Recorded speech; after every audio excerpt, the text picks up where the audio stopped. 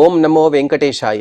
అఖిలాండ కోటి బ్రహ్మాండ నాయకుడైన శ్రీ శ్రీనివాస పరబ్రహ్మ యొక్క దివ్యానుగ్రహ విశేషం చేత తిరుమల తిరుపతి దేవస్థానం వారు నిర్వహించే అనేక ధార్మిక కార్యక్రమాల్లో భాగంగా ప్రతిరోజు మనం శ్రీమన్ మహాభారత అంతర్గత అరణ్య పర్వలోని విశేషాలను తెలుసుకునే ప్రయత్నం చేస్తున్నాము. ఈనాటి ప్రవచన కార్యక్రమాన్ని మంగళ పద్య పురస్సరంగా ప్రారంభించుకుందాం. నారాయణం నమస్కృత్య నరం చైవ నరోత్తమం దేవీం సరస్వతీం వ్యాసం తతో జయముదీరయేత్. శ్రీ గురుభ్యో నమః. హరి ఓం.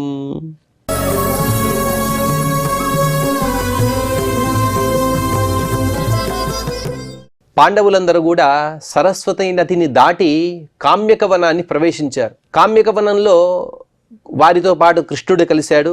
ఇంకా త్వరలోనే మార్కండేయ మహర్షి గారు రాబోతున్నారు అనే విషయాన్ని కూడా అక్కడ ఉన్న మునులందరూ కూడా తెలిపారు. కాసేపటికే కృష్ణ పరమాత్మ రావడం, పాండవుల సత్కారాన్ని స్వీకరించిన తర్వాత పాండవులకి ధర్మబుద్ధిని చెబుతున్నాడు పరమాత్మ. మీరందరూ కూడా ధర్మబుద్ధి కలిగిన వారు, అలాగే మీ కుమారులైనటువంటి ప్రతివింధ్యుడు, శృతసోముడు, శృతకర్మ, శతానీకుడు, శృతసేనుడు వీరందరూ కూడా చక్కటి సదాచారాన్ని పొందిన వారై నా ద్వారకా పట్టణంలోనే ఉన్నారు. ఆ విషయాన్ని ద్రౌపదీదేవికి విశేషంగా చెబుతున్నాడు. ఎందుకంటే వీరందరూ కూడా ద్రౌపదీదేవి కుమారులు కాబట్టి వారి క్షేమ సమాచారాలను చెబుతున్నాడు పరమాత్మ.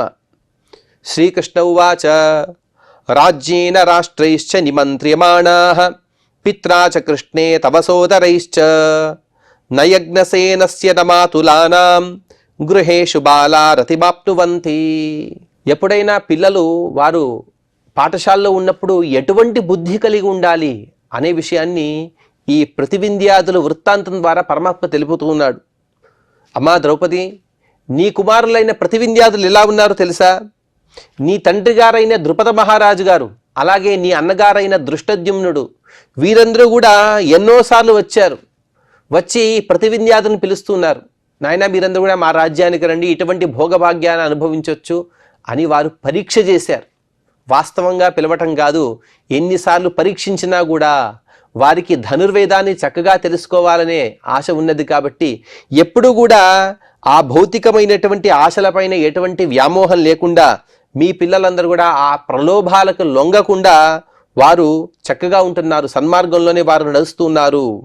వారు ఎక్కడున్నారో తెలుసా? ఆనర్తమేవాభిముఖా శివేన గత్వా ధనుర్వేద రతి ప్రధానాః తవాత్మజా వృష్టిపురం ప్రవిశ్య నదైవతేభ్య స్పృహయంతి కృష్ణే. కృష్ణుడే ద్రౌపదీదేవి కృష్ణ అని పిలుస్తున్నాడు. ఆవిడ కూడా నీలమేఘ వర్ణంతో ఉంటుంది కాబట్టి ఆవిడని కూడా కృష్ణుడిని కృష్ణ అని పిలిస్తే ఆవిడని కృష్ణ అని స్త్రీలింగ శబ్దంతో సంబోధిస్తున్నాడు పరమాత్మ. అమ్మా కృష్ణ, వాళ్లకు ధనుర్వేదం పైన అమితమైనటువంటి ప్రేమ ఉన్నది. వాళ్ళందరూ కూడా విష్ణుపురమైనటువంటి ఆనర్త దేశంలోనే ఉన్నారు. ఆనర్త దేశం అనగా ద్వారకాపట్టణం. ఆ ద్వారకాపట్టణాన్ని వదిలి వారు రావట్లేదు. ఆ ద్వారకలోనే క్షేమంగా ఉన్నారు. నీవు కంగారు పడే అవసరం లేదు. అలాగే వాళ్లకు ద్వారకాపట్టణం చాలా నచ్చింది. ఆ ద్వారకాపట్టణం పైన ఎంత ప్రేమ అంటే, ద్వారకాపట్టణం ఉంటే చాలు, దేవలోకం కూడా అవసరం లేదు, స్వర్గాన్ని కూడా మేము వెళ్ళము అనేంత ప్రేమతో వారు ద్వారకాపట్టణంలో నివసిస్తూ ఉన్నారు. యథాత్వమే వార్హసి తేషు వృత్తం ప్రయోక్తు మార్యా చ యథైవ కుంతి తేష్వ ప్రమాదేన తథా కరోతి తథైవ భూయశ్చ తథా సుభద్రా. ఇంతకుముందు అర్జునుడు సుభద్రాదేవి గురించి, అభిమన్యుడి గురించి అడిగాడు కదా, వారి కుశల ప్రశ్నలను పరమాత్మ ఇప్పుడు చెబుతూ ఉన్నాడు. అమ్మా ద్రౌపది, నీవే విధంగా అయితే ఈ ప్రతివింధ్యాదులకి, నీ 5 కుమారులకి మంచి విద్యాబుద్ధులు చెబుతావు కదా, అదేవిధంగా నీ అత్తగారైనటువంటి, నీకు అత్తగారు అనగా నాకు మేనత్త ఆ కుంతీదేవి కూడా వారికి చక్కటి సదాచారాన్ని, మంచి మాటను తను నేర్పిస్తున్నది. కుంతీదేవికి ఉన్నటువంటి నేర్పు ప్రవృత్తి అనగా పిల్లలకి చక్కటి మార్గాన్ని బోధించే ఏ ప్రవృత్తి అయితే, ఏ స్వభావం ఉందో అదే స్వభావం సుభద్ర కూడా ఉన్నది. ఆ సుభద్ర కూడా చాలా జాగరూకతతో వారితో వ్యవహరిస్తూ, వారిని సంరక్షిస్తూ, వారిని సరైన మార్గంలో నడిపిస్తూ, అనగా ఒకవైపు సంరక్షకురాలిగా, ఇంకొక వైపు శిక్షకురాలిగా వారిని సన్మార్గంలో నడుపుతూ ఉన్నారు. యథా నిరుద్ధస్య యథా అభిమన్యో యథా సునీతస్య యథైవ భానోః తథా వినేతా చ గతిశ్చ కృష్ణే తవాత్మజానామపి రౌక్మిణేయః. ఇక ద్రౌపది రుక్మిణీ కుమారుడైనటువంటి ప్రద్యుమ్నుడు, ఆ ప్రద్యుమ్నుడి గురించి కూడా పరమాత్మ చెబుతూ ఉన్నాడు. ప్రద్యుమ్నుడు చాలామందికి ధనుర్వేదాలను ఇత్యాది కొన్ని విషయాలని నేర్పుతూ ఉంటాడు. ఎవరికెవరికంటే అనిరుద్ధుడికి, అభిమన్యుడికి, సునీతుడికి, భానుడికి, వీరికందరికి కూడా విలువిద్యల్ని చక్కగా నేర్పుతున్నాడు. వీరితో పాటే మీ కుమారులైన ప్రతివింధ్యాది 5గురు కూడా తను విలువిద్యలో మంచి విషయాలను చెబుతూ ఉన్నాడు. అతని సంరక్షకుడిగా ప్రద్యుమ్నుడు కూడా ఉన్నాడు. గదాశి చర్మగ్రహణేషు శూరాన్ అస్త్రేషు శిక్షాసు రథాశ్వయానే సమ్యక్ వినేత వినయేత తంద్రీ తాంశ్చాభిమన్యు సతతం కుమారః.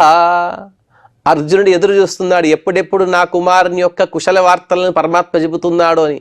ఆ విషయాన్ని పరమాత్మ చక్కగా ఇక్కడ ఉదాహరిస్తున్నాడు. ఇక అభిమన్యుడి గురించి నేనేమి చెప్పగలను? తన చెల్లెలి కుమారుడు కాబట్టి అధికమైనటువంటి, అలాగే సద్గుణ సంపన్నుడు. ఏదో చెల్లెలి కుమారుడనే వ్యామోహంతో పరమాత్మ చెప్పట్లేదు. చక్కని గుణాలు కలిగిన వాడు.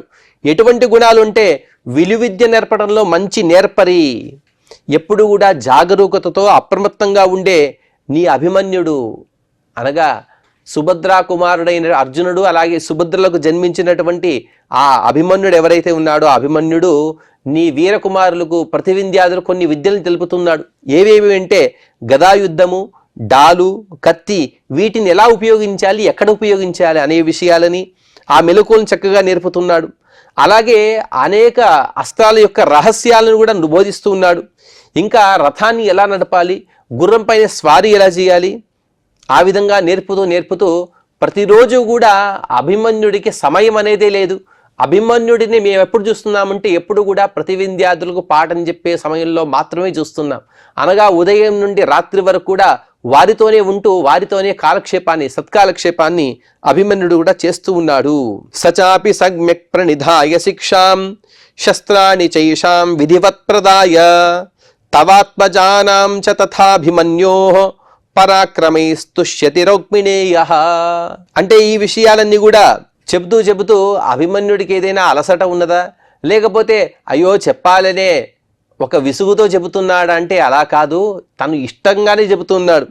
ఎందుకంటే నీ కుమారులైన ప్రతివింధ్యాదులకి అస్త్రాలని శస్త్రాలని బోధిస్తూ సమస్తాన్ని కూడా వారి జ్ఞానం వచ్చేట్టుగా చేశాడు. ఆ అభిమన్యుడు నీ పుత్రుల యొక్క విలువిద్య పాఠం ఏదైతే ఉందో దాన్ని ఎవరి ముందు ప్రదర్శిస్తున్నాడంటే ప్రద్యుమ్నుడి ముందు తీసుకొస్తున్నాడట. ప్రతివింధ్యాదులను తీసుకొచ్చి, అదిగో చూడండి ప్రతివింధ్యాదులు ఇటువంటి అస్త్రాన్ని ఎంత చక్కగా ప్రయోగించగలరో అని ప్రద్యుమ్నుడి ముందు చూపిస్తూ వారందరూ కూడా చక్కటి ఆ ప్రతివింధ్యాదుల యొక్క ప్రతిభా పాఠవాన్ని చూస్తూ ఆనందిస్తూ ఉన్నారు. యథా విహారం ప్రసమీక్షమాణాః ప్రయాంతి పుత్రాస్తవయాజ్ఞసేని ఏకైకమేషామనుయాంతి తత్ర రథశ్చ యానాని చదంతినశ్చ. అలాగే నీ కుమారులకి ఎటువంటి కొరత అనేది మేము లేకుండా చేస్తున్నాం. ఎందుకంటే నీ కుమారులు ఎక్కడికైనా బయటికి వెళ్ళాలి, లేకపోతే విందు విహారయాత్రలకు ఎక్కడికైనా బయటికి వెళ్ళాలి, నగర సౌందర్యాన్ని చూడాలి, ఈ పర్వత సానువులను చూడాలి, ఇటువంటి కొలనుకు వెళ్ళి స్నానం చేయాలి అని వారు కోరుకుంటే చతురంగ బల సహితమైనటువంటి సేనని ఒక్కొక్కరికి పంపిస్తున్నాం. ఒక్కొక్కరికి కొన్ని రథాలు, గుర్రాలు, ఏనుగులు వారికి మేము అందజేస్తూ వారికి అన్ని సకల సౌకర్యాలతో అన్ని రాజకుమారులకు ఇచ్చేటువంటి ఏవైతే లాంఛనాలు ఉంటాయో ఆ లాంఛనాల్లో ఎటువంటి కొదువ అనేదే లేదు. అథాబ్రవీద్ ధర్మరాజం తు కృష్ణః దాశార్హయోధాః కకురంధకాశ్చ ఏతేని దేశం తవ పాలయంతః తిష్టంతు యథేచ్ఛసి తత్ర రాజన్. ఇక ద్రౌపదీదేవి దగ్గర ప్రతివింధ్యాదుల యొక్క క్షేమ సమాచారాన్ని అర్జునుడు అడిగిన విధంగా సుభద్ర మరియు అభిమన్యుని యొక్క క్షేమ సమాచారాన్ని తెలిపిన తర్వాత ధర్మరాజుతో పరమాత్మ మాట్లాడుతున్నాడు. ఓ ధర్మరాజా, నా అనుచరులైనటువంటి దాశార్హులు, కుకురులు, అంధకులు అనే ఈ వంశయోధులంతా కూడా నా అధీనంలో ఉన్నారు.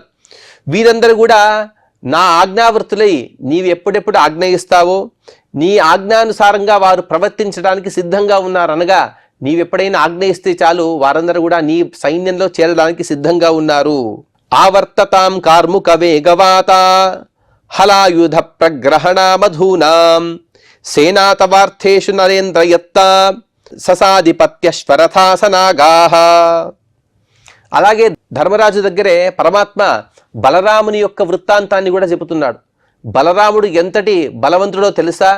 అతడు బాణాన్ని వేస్తే చాలు, అతని బాణ ప్రయోగం వలన పెద్ద సుంటర్ గాలి అలాగే రేగి సుడిగాలి వచ్చి ఆ సుడిగాలి వలన ఎన్నో ఊళ్ళు కూడా కొట్టుకుపోతాయి. అంతటి గాలిని సృష్టించే గొప్ప సామర్థ్యం కలిగిన వాడు. లేకపోతే గాలి ఉంటే ఇతని బాణ వేగం వలన ఆ గాలి కూడా ఆగిపోతుంది. అంతటి గొప్ప సామర్థ్యం కలిగినటువంటి ఆ హలధారి అనగా అన్నగారైన బలరాముడు, సేనాధిపతిగా ఉండేటువంటి ఆ ప్రాంత గోపకులందరూ కూడా నీ ఆజ్ఞ కోసం సిద్ధంగా ఉన్నారు. చతురంగ సైన్యం సిద్ధంగా ఉంది. ఎందుకంటే మీ పక్షాన పోరాడడానికి, దుర్యోధనాలతో యుద్ధం చేయడానికి సిద్ధంగా ఉన్న మేమంతా కూడా.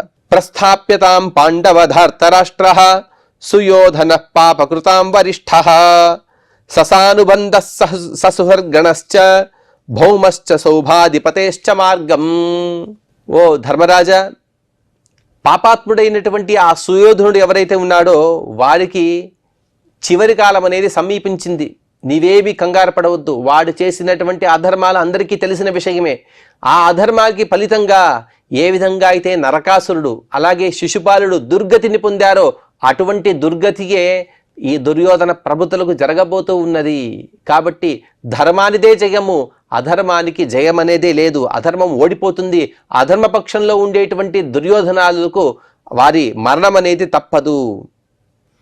కామం తథా తిష్ఠ నరేంద్ర తస్మిన్ యథాకృతస్తే సమయ సభాయాం దాశార్హ యోధైస్తు హతారి యోధం ప్రతీక్షతాం నాగపురం భవంతం.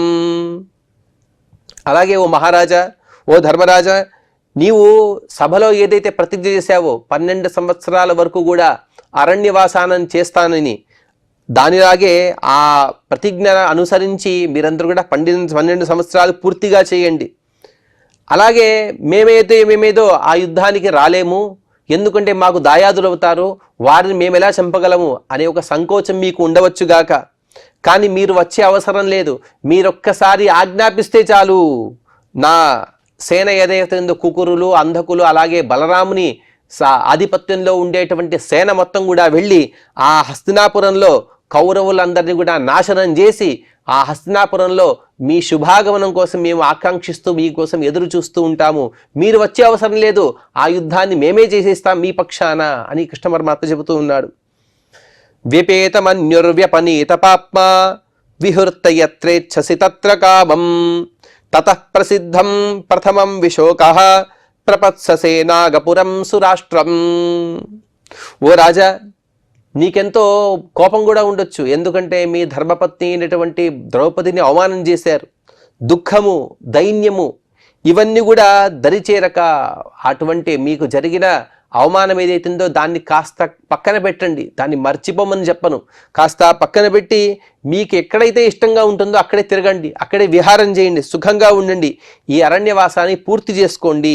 తర్వాత మీరు మంగళకరమైనటువంటి హస్తినాపురాన్ని మీరు చూడబోతున్నారు. ఎందుకంటే మీరు ఒక్కసారి ఆజ్ఞిస్తే చాలు, వారందరూ కూడా నశించి వారి నాశనం మేం చేస్తాం. కాబట్టి మీరు మంగళకరంగా ఆ హస్తినాపురానికి వచ్చి మీరు రాజ్యాన్ని పరిపాలించండి. తతస్తదాజ్ఞాయ మతం మహాత్మా యథావదుక్తం పురుషోత్తమేన ప్రశస్య విప్రేక్ష చ ధర్మరాజః కృతాంజలి కేశవమిత్యువాచ. ఆ విధంగా కృష్ణ పరమాత్మ తను ఏ విషయాలైతే చెప్పాలనుకున్నాడో అన్ని విషయాలను కూడా చెప్పేశాడు. కాస్త ఊరట వచ్చింది పరమాత్మకి. ఊరట వచ్చినగా అతను హాయిగా ఒక ఉచ్ఛ్వాస నిశ్వాసలతో అక్కడ కూర్చున్నప్పుడు కృష్ణ పరమాత్మ యొక్క మాటల వలన పాండవులలో మిక్కిలి విశ్వాసం కనబడుతుంది. ఇంతవరకు కూడా మేము ఏ విధంగా హస్తినాపురానికి వెళ్ళగలం, మా పక్షాన ఎవరుంటారో లేదో అనే ఒక ఆత్రుతతో ఉన్నారు.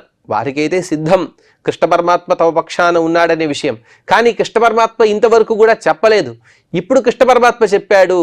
చెప్పిన తర్వాత ఆ కృష్ణ పరమాత్మ మాటలు విన్నటువంటి సంతోషంతో ధర్మరాజు గారు కృష్ణ పరమాత్మకు నమస్కరిస్తూ ఈ విధంగా మాట్లాడుతూ ఉన్నాడు. యుధిష్ఠిరౌవాచ అసంశయం కేశవ పాండవానాం భవాన్ గతిస్త్వచ్చరణా హి పార్థాః కాలోదయే తచ్చ తతశ్చ భూయః కర్తా భవాన్ కర్మన సంశయోస్తి. మనకన్నా పెద్దవారు వచ్చి మనకు నమస్కరిస్తే కాస్త సంకోచంగా ఉండాలి. ఆ విషయాన్ని స్పష్టంగా ధర్మరాజు యొక్క ప్రవృత్తిలో కనబడుతుంది. ఓ కృష్ణ పరమాత్మ, నీవు మా పక్షంలో ఉన్నావనే విషయం మాకు నిశ్చయము. ఇక నీవు మా పక్షంలో ఉన్నావంటే మాకు జయం అనేది తథ్యం. ఇందులో ఎటువంటి సందేహం కూడా లేదు. అలాగే స్వచ్చరణాహి పార్థాహ, నీ పాదపద్మాలని ఆశ్రయించిన వారము మేము పాండవులం. నీ పాదపద్మం తప్ప వేరే గతి లేదు మాకు.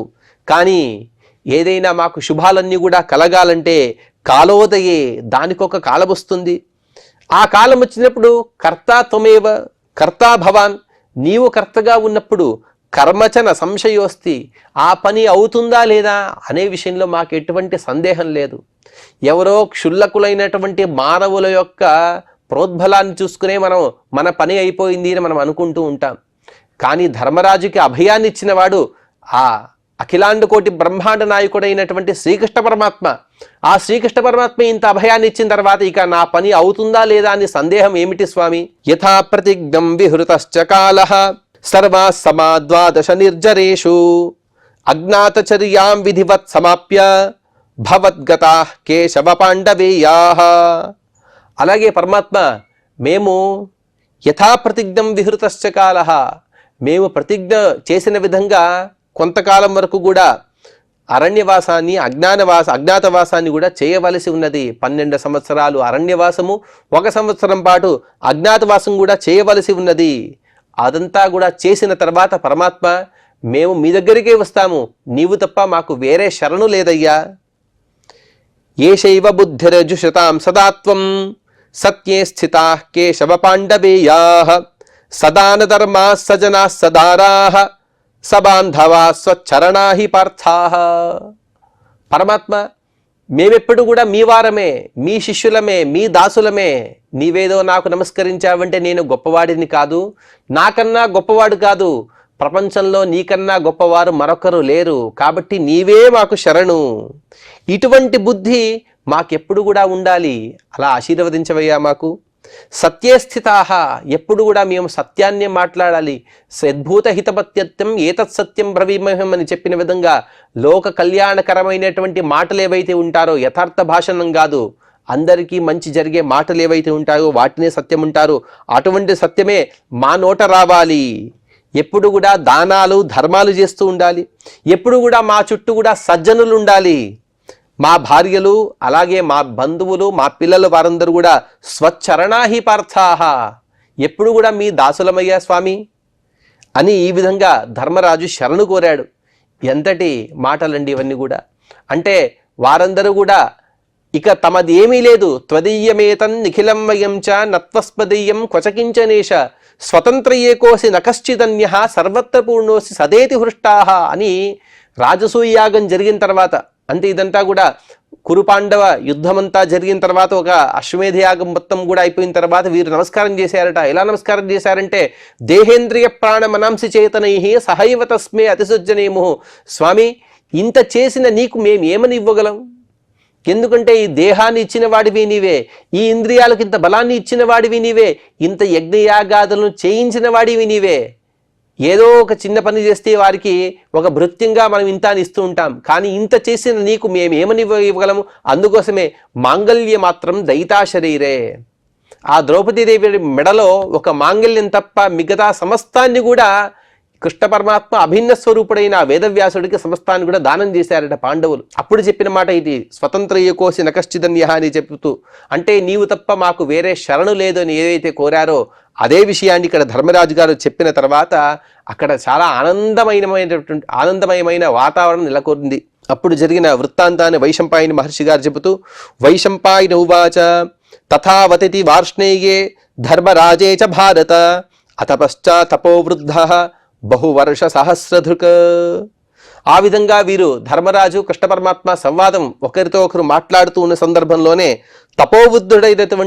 తపోవృద్ధుడు అలాగే వయస్సుతో కూడా చాలా వృద్ధుడు, ఏంటంటే కొన్ని వేల సంవత్సరాల వయస్సు కలిగినటువంటి వాడు. ప్రత్యదుష్యత ధర్మాత్మ మార్కండేయో మహాతపాః అజరశ్చామరశ్చైవ రూపౌదార్య గుణాన్వితః. ధర్మమే స్వరూపంగా కలిగిన వారు, మహాతపస్సంపన్నులు, అలాగే అజరుడు, అమరుడు, మంచి రూపము, మంచి ఔదార్యాది గుణాలతో కూడినటువంటి మార్కండేయ మహర్షి గారు వారు అక్కడికి వచ్చారు.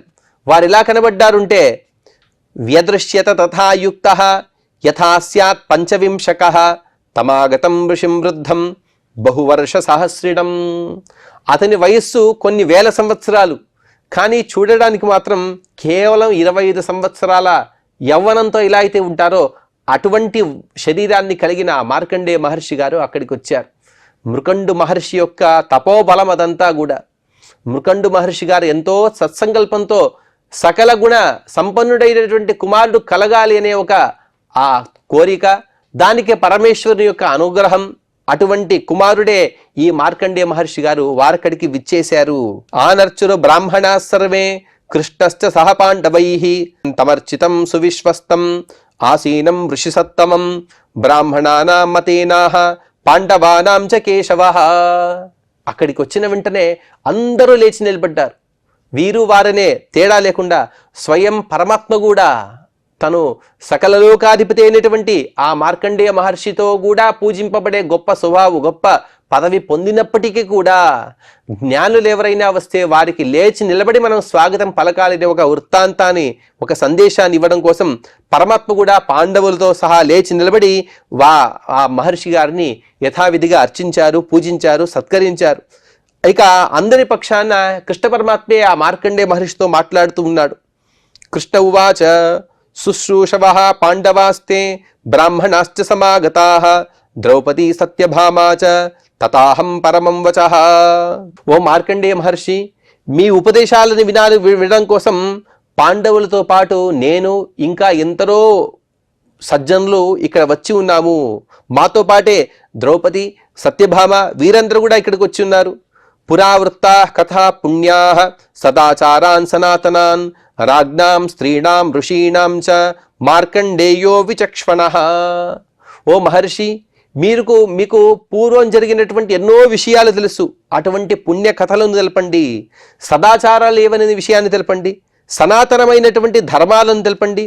గొప్ప గొప్ప రాజులు, అలాగే పతివ్రత స్త్రీలు, ఋషులు, ఈ అన్ని విషయాలను గురించి మాకు తెలపండి, మంచి విషయాలు మాతో మాట్లాడండి అని చెప్పిన తర్వాత అందుకు వైశంపాయన మహర్షి గారు చెబుతూ, వైశంపాయన ఉవాచ తేషు తత్రోపవిష్టేషు దేవర్షిరపి నారదః ఆజగామ విశుద్ధాత్మ పాండవానవలోకకః.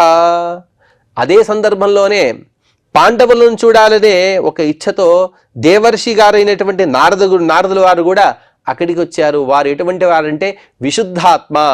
నారదుడు అంటే కలహప్రియుడు ఇత్యాది ఏవేవో అసంబద్ధమైనటువంటి మాటలను మనం మాట్లాడుతూ ఉంటాం, కానీ లోక కళ్యాణాన్ని కాంక్షించేవారు. అందుకోసమే విశుద్ధాత్మ, ఎటువంటి కల్మషం లేని స్వరూపం కలిగినటువంటి దేవర్షి గారైన నారదుల వారు కూడా అక్కడికి విచ్చేశారు. తమప్యతమహాత్మానం సర్వేతే పురుషర్షభాః పాద్యార్ఘ్యాభ్యాభ్యం యథాన్యాయం ఉపతస్థురు మనీషిణః. ఏ విధంగా అయితే మార్కండేయ మహర్షి గారికి అర్ఘ్యపాద్యాలు ఇచ్చి సత్కరించారో అదే విధంగా మహాత్ములైనటువంటి నారద మహర్షి గారికి కూడా పాండవులందరూ కూడా పాద్యము, అర్ఘ్యము ఇత్యాది ఉపచారాలతో సత్కరించి వారందరూ కూడా అక్కడే చుట్టూ నిలబడ్డారు. నారదస్త్వతదేవర్షి జ్ఞాత్వా తాంస్తు కృతక్షణాన్ మార్కండేయస్య వదత తాం కథామన్వమోదత. ఇక అక్కడికి వచ్చిన తర్వాత అన్ని కుశల ప్రశ్నలన్నీ కూడా జరిగిన తర్వాత వారికి తెలిసింది, నారద మహర్షి గారికి, ఇక్కడ పాండవులు ఎందుకున్నారు, కృష్ణుడు ఎందుకున్నాడు, అలాగే మార్కండేయ మహర్షి గారు ఎందుకు వచ్చారు అంటే ఎన్నో సత్కథలను ఉపదేశంగా పొందాలనే సద్భావనతో మార్కండేయ మహర్షి గారి దగ్గరికి పాండవులు, కృష్ణుడు వచ్చాడనే విషయం తెలిసిన తర్వాత నారదుల వారికి కూడా చాలా ఆనందంతో అసలు ఇటువంటి కార్యక్రమంలో పాల్గొనడం కూడా నా గొప్ప సౌభాగ్యము అని దాన్ని అనుమోదించారు. ఉవాచ చైనం కాలగ్నః స్మయన్ నివసనాతనః బ్రహ్మర్షే కథ్యతాం యత్తే పాండవేసు వివిక్షితం.